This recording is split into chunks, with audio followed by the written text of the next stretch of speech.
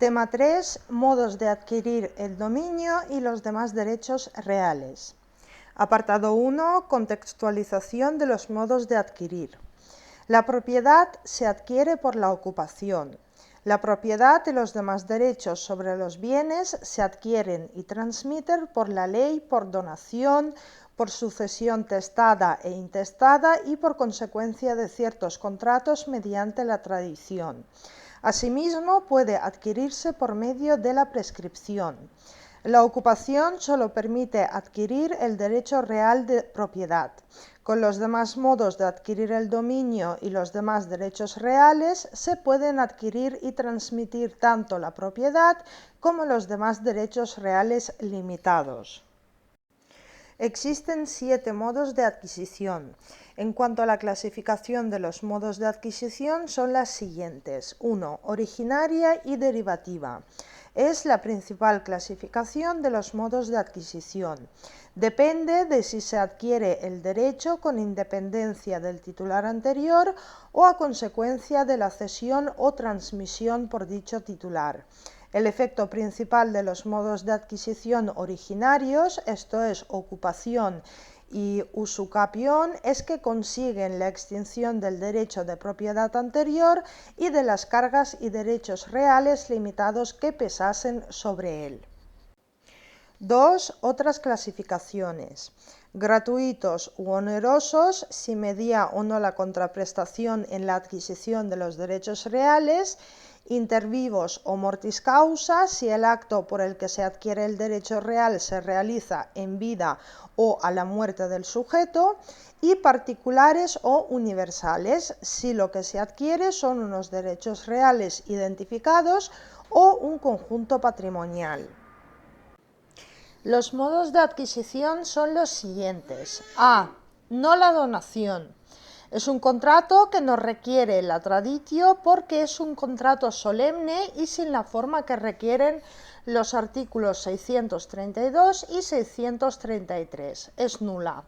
Por tanto, la forma es del contrato y no de la entrega, pudiendo entenderse que la entrega simultánea de la cosa que permite el precepto en sí misma una solemnidad, sin la cual no nace la donación. Esto es lo que Lasarte llama como particular efecto transmisivo de las cosas donadas. Y B. No la sucesión mortis causa, ya sea testada o intestada. La herencia se estudia como un conjunto de derechos y obligaciones que no se extinguen con la muerte del causante, conformando un patrimonio que merece en principio, por el tipo de relación parental que hay entre los sujetos concernidos, un estudio aparte. Apartado 2. Adquisición derivativa. La adquisición derivativa se da cuando el derecho existía y se transmite al nuevo titular. Ojo, cabe que esté limitado por otro derecho real limitado.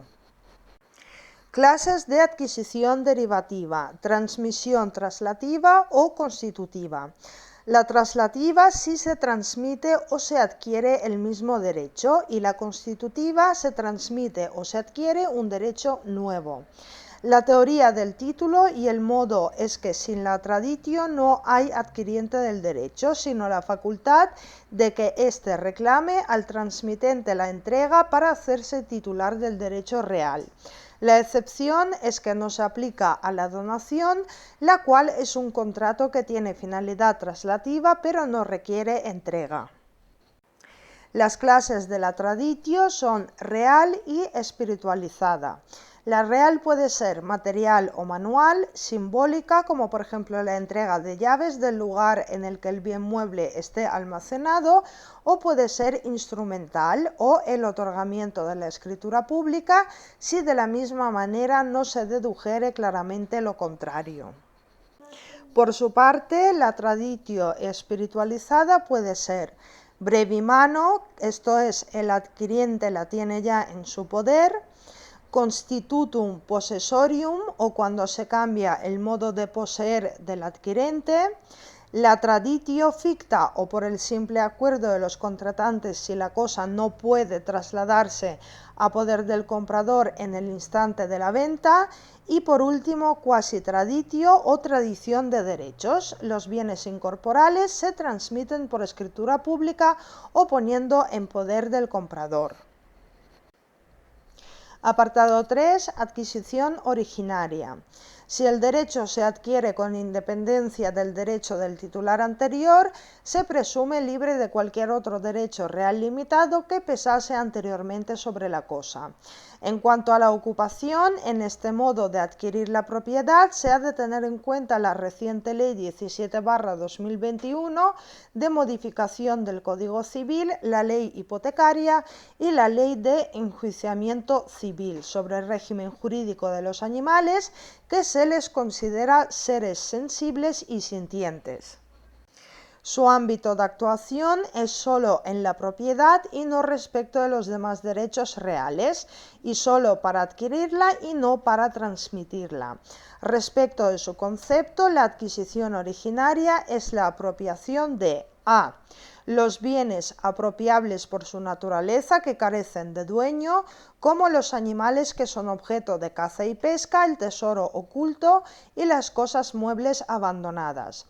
Y b. Los animales carentes de dueño, incluidos los que pueden ser objeto de caza y pesca, con las excepciones que puedan derivar de las normas destinadas a su identificación, protección o preservación. El derecho de caza y pesca se rige por leyes especiales. Ocupamos los bienes que reúnan los siguientes dos caracteres. 1. Que sean apropiables por su naturaleza, que estando en el tráfico jurídico se puedan poner en posesión del ocupante. Los enunciados en el precepto no son exhaustivos y no se regulan en el Código Civil, pero sí por la legislación especial, sobre todo autonómica. Las consecuencias son: a. Pueden ser apropiables tanto bienes muebles como inmuebles. B. Pueden ser objeto de apropiación los animales con las limitaciones que establezcan las leyes.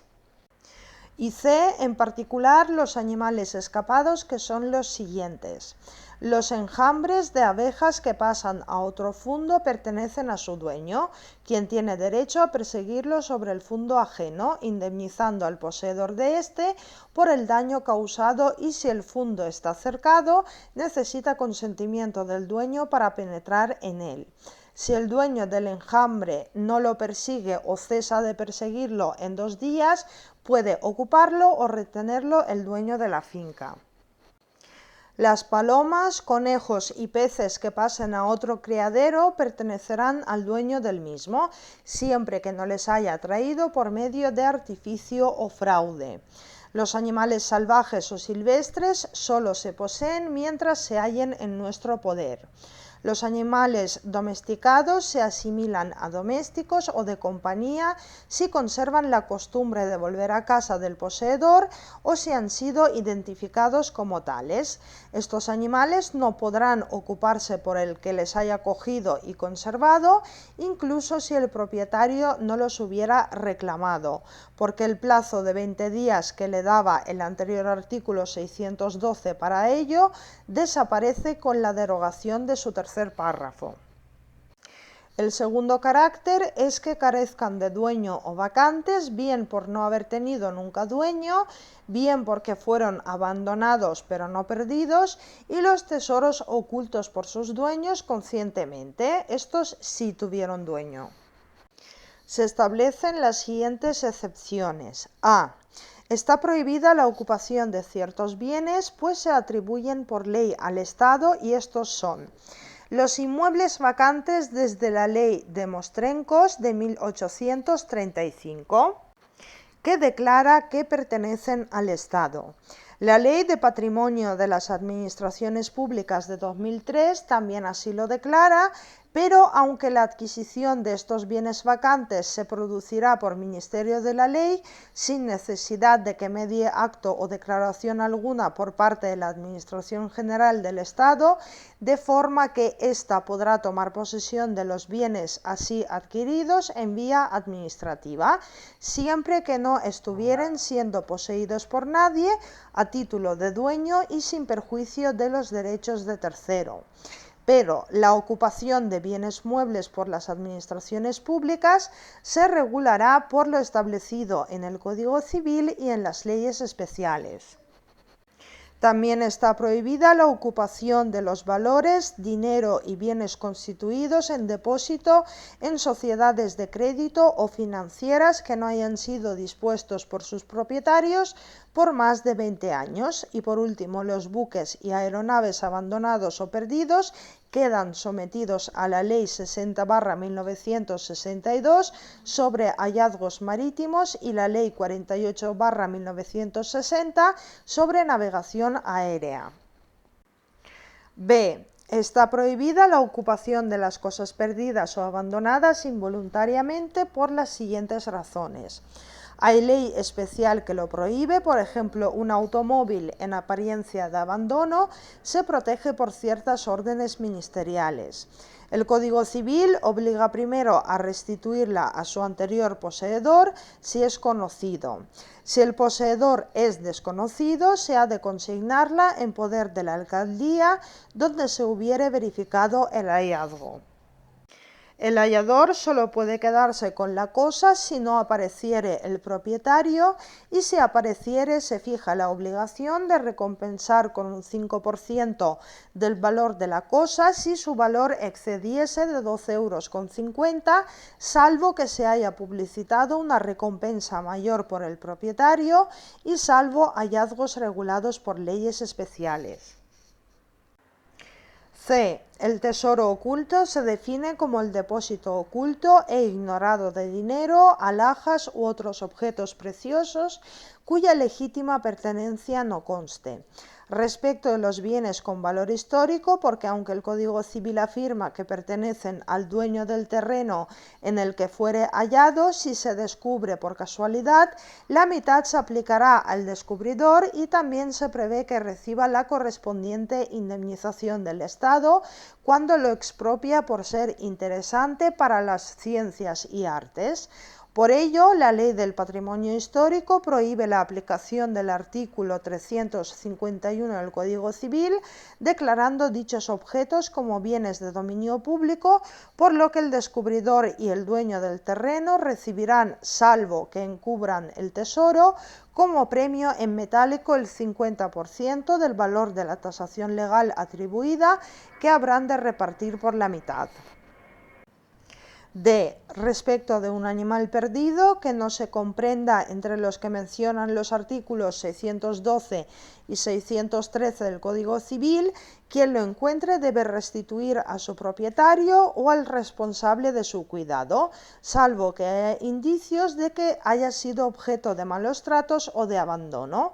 Pero en este caso, el hallador debe ponerlo en conocimiento de forma inmediata a las autoridades competentes. La consecuencia de la restitución es el derecho de repetición de gastos de cuidado y curación del animal para quien tras el hallazgo hubiese asumido su cuidado. Y no debe ser interrumpida la posesión, debe ser continuada, pues si es interrumpida se perdería el plazo de tiempo computado hasta dicho momento y habría que comenzar de nuevo. Las clases de interrupción a efectos de prescripción son las siguientes: natural, o cuando por cualquier causa se cesa en la posesión por más de un año, porque la posesión puede interrumpirse para los efectos de la prescripción natural o civilmente. Por otra parte, esté presente una autoridad judicial, bien si hay una citación judicial hecha al poseedor, puede ser un mandato judicial, pero lo que no puede ser es nula por falta de solemnidades, o si el actor desiste de la demanda o caduca la instancia, o simplemente si el poseedor fuere absuelto de la demanda, o bien si se presenta una demanda sobre posesión y propiedad en los 2 meses siguientes a la celebración de un acto de conciliación entre las partes. Asimismo, cuando el propio poseedor reconozca expresa o tácitamente que tiene derecho el dueño. En cuanto a cómo podemos ocupar, la realización de la ocupación requiere 2 requisitos. 1. La aprehensión de la cosa o toma de posesión, esto es corpus, que significa someterla a nuestra voluntad. No basta ver primero la cosa ni manifestar públicamente la intención de apropiarse de ella, ni siquiera intentar físicamente hacerlo. Y 2. El animus domini o el ánimo de apropiación dominical, esto es, el ocupante ha de actuar sobre los bienes a juicio de terceros como su propietario. Respecto a quién puede ocupar, no lo contesta la regulación de la ocupación, pero se admite la aplicación del artículo 443 de la Ley 8/2021, relativo a la adquisición de la posesión de las cosas y derechos, porque la ocupación es una toma de posesión. La doctrina expresaba acerca de que al ocupante le basta ser capaz de una voluntad natural de señorío de hecho sobre las cosas o una aptitud psíquica suficiente para llevar a cabo la apropiación de la cosa. Creemos que el cambio de paradigma que inicia la modificación del Código Civil en cuanto a relegar los términos tradicionales de incapacidad e incapacitación y subrayar que las personas, pese a su discapacidad, sea o no administrativamente declarada, son titulares del derecho a la toma de sus propias decisiones. Reafirma también la concepción de quienes pueden ser poseedores y adquirir las cosas por el instituto de la posesión. Apartado 3.2. Accesión. La accesión no se recoge en el artículo 609 del Código Civil, pero sí en los artículos 358 al 383. Aunque el Código Civil se aplica siempre que los fenómenos fluviales que causen la accesión sean naturales y no intervenga la actuación humana. La accesión no es la accesión discreta del artículo 353 o derecho de adquisición de los frutos de la cosa madre, es la adquisición de la propiedad de las cosas accesorias por la aplicación del principio, la cosa accesoria sigue a la principal. Las clases de accesión son los siguientes: de inmueble a inmueble, de mueble a mueble y de mueble a inmueble. Veamos con más detalle en qué consiste cada una de ellas. De inmueble a inmueble. Solo hay accesión por aluvión, formación de isla y mutación de cauce. Aluvión es el acrecentamiento paulatino que una heredad confinante con la ribera de un río por efecto de la corriente de las aguas, pero no por avulsión, porque si el acrecentamiento violento que una heredad confinante con la ribera de un río experimenta por la corriente es porción conocida, por lo que no hay accesión. Y si es arbolado, solo si los dueños no los reclaman en un mes se produce la accesión. Formación de isla. Se produce en los ríos no navegables ni flotables y si no divide una misma finca los brazos en los que se divide la corriente de un río. La formación por sucesiva acumulación de arrastres superiores en los ríos será de los dueños de las márgenes u orillas más cercanas o al de ambas márgenes si la isla se hallare en medio del río. Y mutación de cauce es a favor de los dueños de los terrenos ribereños en toda la longitud respectiva de cada uno de los cauces abandonados por variar naturalmente el curso de las aguas y en detrimento de dichos terrenos si el río navegable o flotable abre un nuevo cauce en heredad privada al variar naturalmente su dirección porque se vuelven de dominio público. Pasamos ahora a la accesión de mueble a mueble. 1.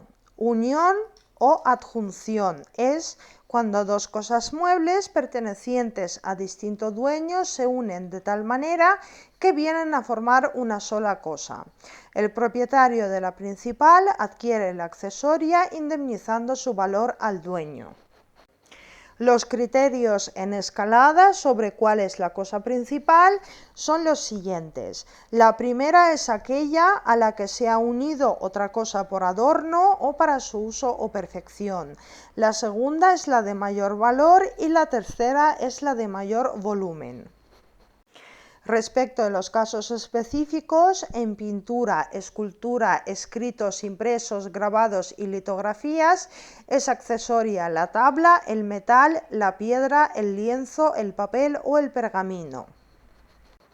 Los efectos de la unión son: el propietario de la principal adquiere la accesoria, indemnizando su valor al dueño, pero pueden separarse sin detrimento, así como los dueños pueden pedir la separación, y si la cosa unida para el uso, adorno o perfección es más preciosa, el dueño puede exigir su separación aunque sufra detrimento la principal. Si hay mala fe por el dueño de la cosa accesoria, la pierde y debe indemnizar al dueño de la principal por los perjuicios sufridos. Si hay mala fe por el dueño de la cosa principal, éste debe pagar el valor de la accesoria o su separación, aunque ello suponga la destrucción de la principal, a elección del dueño de la accesoria, indemnizando en ambos casos. Y si ambos propietarios tienen buena fe, se determinan los derechos respectivos en la forma dispuesta para el caso de haber obrado de buena fe, según el artículo 379 del Código Civil. Punto 2. Mezcla, confusión o conmixtión.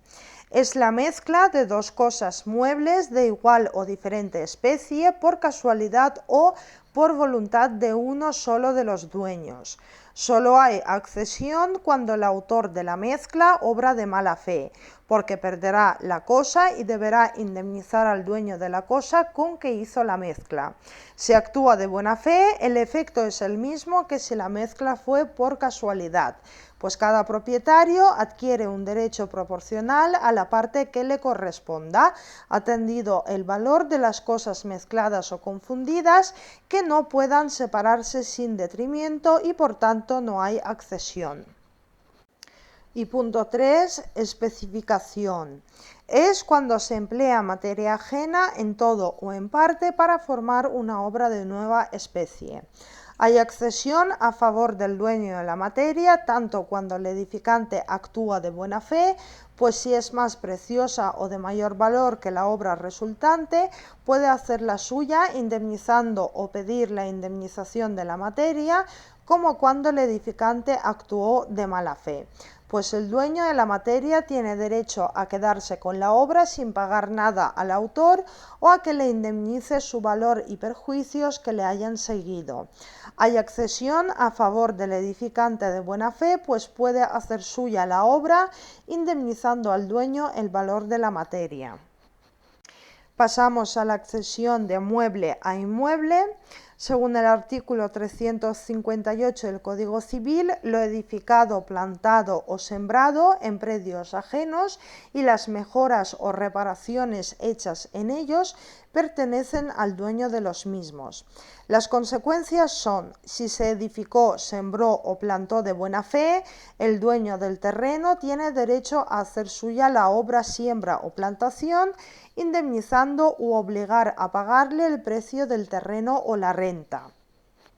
Cuando el suelo es propio y materiales ajenos, el propietario debe abonar los materiales empleados y si actuó de mala fe debe indemnizar, porque el dueño de los materiales solo puede retirarlos si no hay menoscabo de la obra construida o perecimiento de la plantación u obra ejecutada.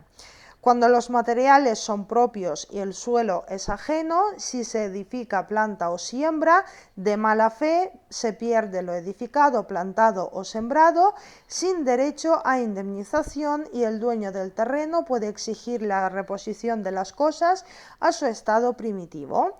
por ejemplo, la demolición de la obra o que arranque la plantación. Y cuando el suelo y materiales son ajenos, si el tercero actúa de mala fe, el propietario del terreno debe de responder del valor de los materiales subsidiariamente si no tiene bienes el tercero. Y por último, accesión invertida o construcción extralimitada. Es una creación jurisprudencial con los siguientes requisitos. 1. Que el edificio se haya construido en parte en suelo del edificante y en parte en el ajeno. Formará un todo con ambas, que serán colindantes. El suelo invadido de menor extensión que el propio, el edificio ha de haberse concluido y siempre que el colindante no se hubiera opuesto durante la fase inicial de la construcción. 2. Que el edificante actuara de buena fe, esto es, ignora que invade el suelo ajeno cuando no actúa con dolo o culpa grave. Y 3. Que no haya relación contractual entre el edificante y el dueño del suelo invadido. Apartado 3.3. Usucapión o prescripción adquisitiva originaria. Es el modo de adquirir tanto de la propiedad como de los demás derechos reales. Puede usucapir quien tenga capacidad natural para poseer. Por tanto, los menores e incapacitados pueden usucapir, pero necesitarán para usar de los derechos dimanantes de la posesión la asistencia de sus representantes legítimos. Puede renunciar a la usucapión ganada quien tenga capacidad para enajenar, tanto expresa como tácitamente. Las excepciones son que no haya perjuicio de acreedores o interesados y que no se trate de renuncia a usucapio futura. Se usucapia con dos requisitos generales. 1. Con la posesión de bienes susceptibles de prescripción y 2. Con el transcurso del tiempo o plazos. Letra A. Posesión de bienes susceptibles de prescripción. Son bienes prescriptibles las cosas que están en el comercio de los hombres. Se incluyen los derechos reales como por ejemplo el usufructo, las servidumbres continuas y aparentes, los derechos de uso y habitación y los censos. No se incluyen los que derivan obligaciones o derechos de crédito como por ejemplo el arrendamiento o la renta vitalicia. No son prescriptibles los bienes de dominio público salvo que se hayan desafectado del servicio público correspondiente.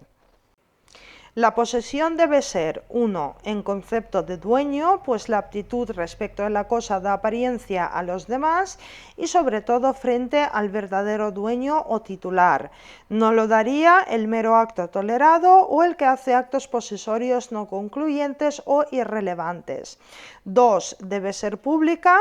Y 3. Debe ser pacífica, no solo de cara al usucapiente, que no puede haber entrado en la posesión de forma violenta, pues las cosas hurtadas o robadas no podrán ser prescritas, sino de cara al tiempo de posesión, en el que no debe haber habido oposición por parte del verdadero propietario. Por eso no debe ser interrumpida la posesión, debe ser continuada, pues si es interrumpida se perdería el plazo de tiempo computado hasta dicho momento y habría que comenzar de nuevo. Letra B. Transcurso del tiempo o plazos. En la usucapio ordinaria, los bienes muebles transcurren a los 3 años y los bienes inmuebles transcurren a los 10 años. Si el perjudicado reside en el extranjero, está en ultramar o entre ausentes, el plazo es de 20 años. Los plazos se cuentan por el cómputo civil con una excepción. Los días inhábiles se cuentan, los señalados por años de fecha a fecha, pero el primer día se cuenta por entero y el último debe cumplirse en su totalidad. Por su parte, en la usucapio extraordinaria, el plazo en los bienes muebles es de 6 años y en los bienes inmuebles es de 30 años. Tanto para la usucapio ordinaria como la extraordinaria cuenta la presunción posesoria de la continuidad de la posesión intermedia y completar la posesión con la que tuviera el causante, aunque fuera viciosa. Los requisitos para la usucapión ordinaria son dos. 1. Debe ser de buena fe o con la creencia del poseedor de que la persona de quien recibió la cosa era dueño de ella y podía transmitir el dominio, o ignorancia de que en su título o modo de adquirir existe un vicio que lo invalide. Se prueba objetivamente acreditando que se recibió la cosa de persona con facultades de transmisión y que el acto transmitivo es verdadero, válido o justo. Se aplican las presunciones posesorias juris tantum de los artículos 434 y 435 del Código Civil. La presunción del usucapiente es considerada de buena fe y la presunción de que iniciada una posesión se sigue poseyendo en el mismo concepto. 2. Se necesita tener justo título. Según el artículo 1952 del Código Civil, el que legalmente baste para transmitir el dominio o derecho real de cuya presunción se trate, porque puede estar viciado, pero servir como causa para, junto con la traditio, originar la transmisión de la propiedad. Hay que probarlo porque el justo título no se presume nunca y porque, aunque el artículo 448 del Código Civil presume de que quien posee en concepto de dueño lo hace con justo título y no se le puede obligar a exhibirlo, este precepto no se refiere, según la doctrina clásica, a la usucapio, sino a otros efectos, como por ejemplo liquidación del estado posesorio. Además, el justo título debe ser verdadero y válido. Son títulos válidos y justos los contratos afectos a alguna causa de anulabilidad, rescisión, resolución o revocación. No lo son los títulos afectos a una causa de nulidad, por ejemplo, la venta de bienes de menores por sus padres sin una autorización judicial. Y terminado el tema, pasamos a las preguntas frecuentes sobre los modos de adquisición. Comenzamos con ocupación y usucapión, artículo 609 del Código Civil. La ocupación y la usucapión son dos modos de adquirir la propiedad y los demás derechos reales.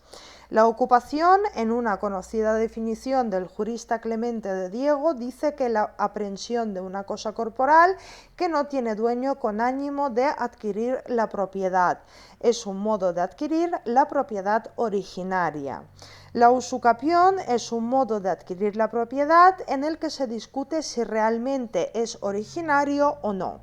Si consideramos, como hace parte de la doctrina, que el usucapiente no adquiere el derecho por transmisión del titular anterior, podría considerarse también un modo originario. Pero si analizamos los requisitos de una y otra figura, estos no coinciden. 1. En relación a los sujetos, en la ocupación, el ocupante y nada más. En la usucapio siempre hay dos personas, el usucapiente que adquiere el derecho y el que lo pierde correlativamente por esa adquisición. 2. En relación al objeto.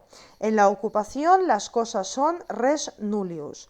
En la usucapio no lo son y además no solo se adquiere el dominio, sino los demás derechos reales. Y 3. En relación al acto de posesión.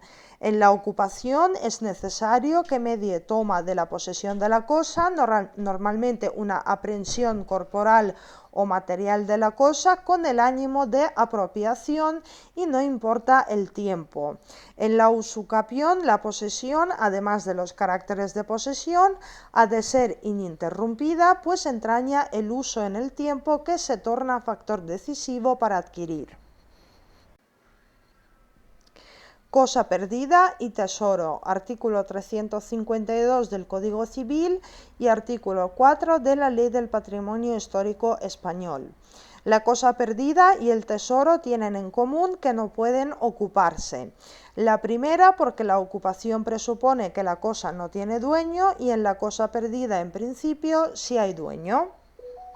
El tesoro parte de algo perdido pero valioso y que tampoco puede ocuparse.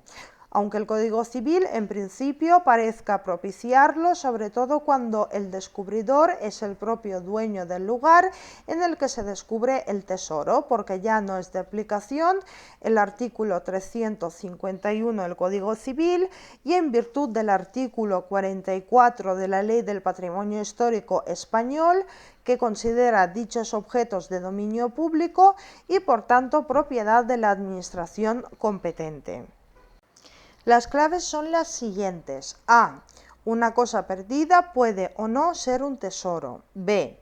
Una cosa es un tesoro si es un depósito oculto, si es ignorado, si es de dinero, alhajas u otros objetos preciosos, si es hallado de casualidad o si carece de dueño, aunque un tesoro puede haberse ocultado intencionadamente por su dueño, provocando que no puedan transmitirse a sus sucesores. C. El tesoro no puede ocuparse ya que ostenta un régimen especial diferente del de la cosa perdida prevista en los artículos 44 y siguientes de la Ley de Patrimonio Histórico Español, que impide la aplicación del artículo 351 del Código Civil. Este precepto, en relación con el artículo 610, hacía por ocupación dueño del tesoro al titular del terreno en que se descubrió. Actualmente, la Ley de Patrimonio Histórico Español hace titular al Estado o a la Administración competente, ya que son bienes de dominio público. En cuanto al descubridor, se le dará un premio en metálico o al dueño del terreno en el que se descubre. El descubridor y el propietario del lugar en que hubiere sido encontrado el objeto tienen derecho, en concepto de premio en metálico, a la mitad del valor que en la tasación legal se le atribuya, que se distribuye entre ellos por partes iguales. Y D. Tampoco una cosa perdida puede ser objeto de ocupación tras su hallazgo, porque a diferencia de la ocupación, donde la cosa carece de dueño, si está perdida habrá un dueño que no sabe dónde la perdió. Solo una cosa abandonada puede ocuparse. El régimen jurídico de la cosa perdida se sitúa en los artículos 615 y 616 del Código Civil, que se basan en que la cosa encontrada no es un tesoro y deberán conseguir la cosa hallada. Si aparece o no el propietario a tiempo, dentro de los 2 años contados desde la consignación, el descubridor de la cosa será recompensado o podrá serle atribuida. ¿Qué es un tesoro? ¿A quién pertenece y a qué da derecho? Artículos 351 y 614 del Código Civil. Dice el artículo 614 que el que por casualidad descubriere un tesoro oculto en propiedad ajena tendrá el derecho que le concede el artículo 351. Esta norma tenemos que completarla con la definición del tesoro del artículo 352, donde se añade depósito oculto e ignorado de bienes preciosos, cuya legítima pertenencia no conste, y con el artículo 351 al que nos remite el artículo 614 y que nos desvela quién tiene derecho sobre lo descubierto.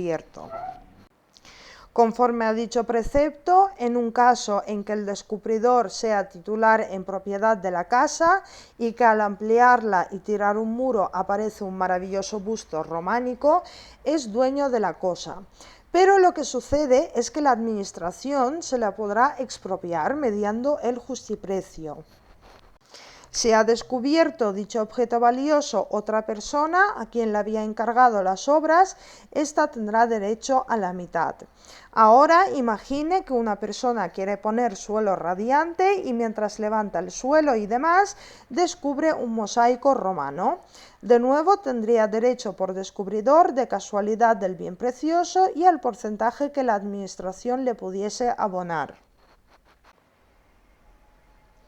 Usucapio ordinaria y extraordinaria y título hábil para usucapir. El título anulable, artículos 1955 y 1962 del Código Civil. Esencial para comprender esta materia es retener que para la usucapión ordinaria de bienes muebles, el artículo 1955 entiende necesario el tiempo de posesión ininterrumpida durante 3 años y por tanto deja usucapir por la mitad de tiempo que la usucapión que se contempla en el artículo 1962. La razón de esta diferencia de plazo es que en el primero existe una posesión ininterrumpida de la cosa que se va a usucapir de buena fe y en el segundo nos exige para usucapir que haya buena fe. Por eso a esta última usucapión se la denomina extraordinaria. Pero no solo es la buena fe la que se exige en la usucapio ordinaria. No podemos olvidar el artículo 1940 del Código Civil que hace de frontispicio en esta materia y que anuncia que para poder usucapir es necesario, además de la buena fe, justo título, que es la causa o justificación de la posesión. Añadamos 2 cuestiones. 1. Un título nulo no es un título hábil a efectos de usucapir, según la jurisprudencia. Y 2. Un título anulable sí es hábil para usucapir, según la jurisprudencia. De modo que el título del que adquiere puede ser hábil para usucapir en función de si es nulo o anulable. Un ejemplo de la calificación por el Código Civil de un título como anulable para usucapir es el siguiente. Vigente la sociedad de gananciales, se necesita para la disposición de cualquier bien ganancial el consentimiento de ambos cónyuges, por lo que en principio pudiera parecer que el contrato hecho por un solo cónyuge respecto de un bien sería nulo. Pero hay que tener en cuenta que en sede de sociedad de gananciales, el artículo 1322 del Código Civil afirma que solo serán nulos los actos a título gratuito que se llevan a cabo sin el consentimiento de ambos cónyuges. Por tanto, un contrato de compraventa es un acto oneroso que, aunque requiere del consentimiento de los dos cónyuges porque es un bien ganancial, sin embargo es solo anulable. El que sea anulable hará que el título del que adquirió de buena fe y justo título sea hábil para usucapir e inatacable la propiedad fruto de la compraventa realizada. Y terminamos con la herencia de la usucapio ordinaria ganada, artículo 440 del Código Civil. Solo el que posee el inmueble como dueño tiene título, y si lo hace de buena fe y lo ha ocupado, esto es posesión pacífica, sin ser perturbado, esto es posesión ininterrumpida, en su posesión y con accesorios incluidos durante 10 años, tendrá ocasión de hablar de prescripción o usucapión ordinaria en su momento, lo que significa que no puede ser atacada, por ejemplo, por el que adquirió antes y no ha ejercido acciones de propietario, dejando que las realice otro. En el caso de que falleciera el que estuvo usucapiendo, los herederos del usucapiente fallecido pueden alegar la prescripción ganada, o si aún no se había ganado porque no se había cumplido el tiempo que fija el Código Civil de posesión pacífica e ininterrumpida de 10 años, los herederos pueden seguir usucapiendo por el tiempo que falte.